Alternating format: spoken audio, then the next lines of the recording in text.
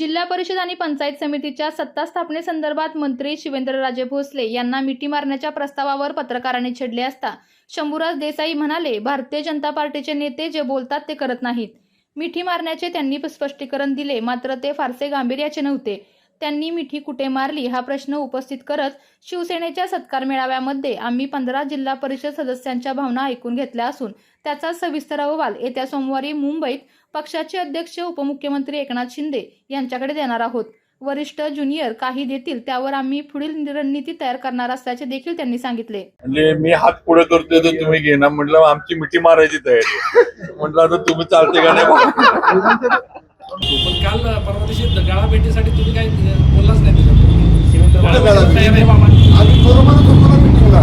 म्हटले गाळा भेट घ्यायला नाही घेतली ना त्यांनी, म्हणले नुसतं मिठी मारली असते तर मी पण मारली असते. ते नुसतं म्हणतात हो, ते कसं आहे, बोलणं वेगळं कृती वेगळी असं आहे. त्यामुळे विश्वास किती ठेवायचा तुम्ही? माझ्या हातातच नाही निर्णय घ्यायचा. निर्णय घेणार आहे आमची सृष्टी पक्षाची. आम्ही फक्त कम्युनिकेशन करणार सदस्यांचं मत.